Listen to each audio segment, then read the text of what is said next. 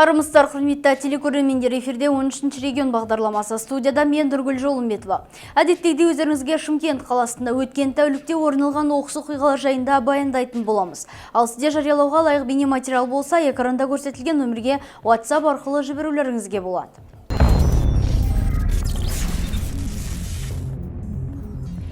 Ақниет шағын ауданның тұрғындары әккі ұрылардан шаршаған, тіпті оларға тоқтам болмай отыр деп ашынады.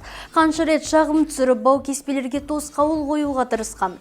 Алайда олардың үміті ақталмады. Керісінше ұрылар тұрғындардың үйіндегі бағалы заттарын ұрлауды жиілетіп барады екен. Енді анау лимонды алып кеткеннен кесілмей тұрған. Не қайым десе одан. Ұяты жоқ. Милиция не қылды? Тапқанды жоқ. Енді табылса сіздерге хабар берем деді кетті. Әне. Сол күні үйде жоқ екенімізді білетін адам ғой ол. Алыстың жау көрмейді. Ақниет елді мекендегі Ақ-Еділ және Інжу-Маржан көшесіндегі тұрғындар ұрылардан мезі болған. Барымызға көз тіккен жандар алыстан келмейді. Десе де олардың кім екенін білу біз үшін мұң болды дейді ашынған тұрғындар. Талай рет құқық қорғау органдарына шағым түсірген. Мәселен, Камила Ибашеваның үйіне сұғанақтар 2 рет түскен. Қазір біздің осы Ақ-Ниет микроfonda ұрылар тыйылмай жатыр. Оны жан-жақтан ішкі істер органдарын шақырып жатырық. Біреу қолға алып жатқан жоқ. Оны келет тағын бәрін жазып кетеді. Отпечаток бәрі шығып жатыр. Соның бәрін біз енді действительно уже ашуланып неғып жатырық. Бір мәрте емес, бір түскен жерге уже 2-3 мәртеден түсіп жатыр. Сондай-ақ су қолдылар дабыл жүйесі қосылған дүкендерге де ұрлыққа түскен, есігін емін-еркін сындырып, керекті заттары мен ақшаны алып тайып тұрған. Қазіргі таңда дүкен егелері есік терезені жөнге келтіріп, темір есік қойғанын айтады. Қазір сыртын істеп қойдық қой сваркаға. Мынаны сындырған решетканы, содан кейін міне мынаны бәрін сындырған. Мынаны бәрін сындырып кірген, бірақ сигналды шиқылдаған, жақындағы нәрселерді 5 минут алғанда 25 минут көлемде. Ұрылар тіпті көшедегі газ есептеуіштерін де шешіп алып кеткен. Енді жергілікті тұрғындар не істерін білмейді. Ал егер атқарушы органдар су қолдыларға тосқауыл болмаса, жоғары орындарға шағым жазуға бекініп отыр. Ал біз осы мәселе бойынша Оңтүстік Қазақстан облысы ішкі істер департаментіне арнайы хат жолдап сұхбат беруін сұрадық.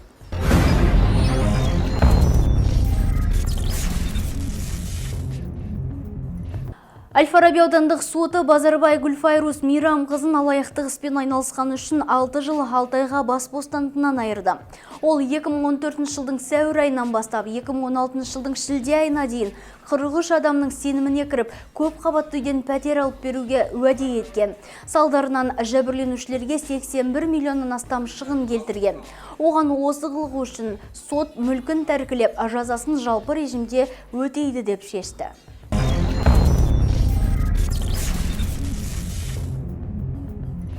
Шардара су қоймасында 2 балықшы суға кеткен деп хабарлайды Titus.kz сайты.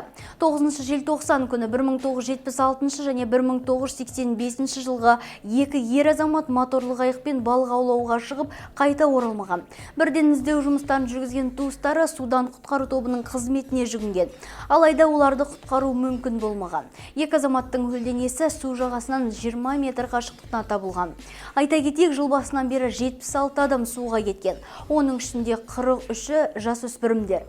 Сондықтан құтқарушылар қыстың суығында қауіпсіздік шараларын сақтауға кеңес береді.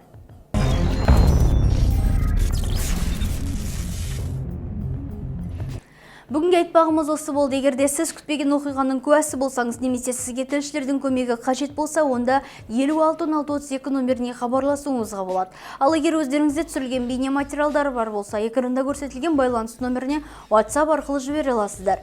Естеріңізге сала кетейік, біздің түсірілім топ бір тәулік бойы кезекшілікте. Сіздермен бірге болған мен Нұргүл Жолымбетова, амандықта жолыққанша.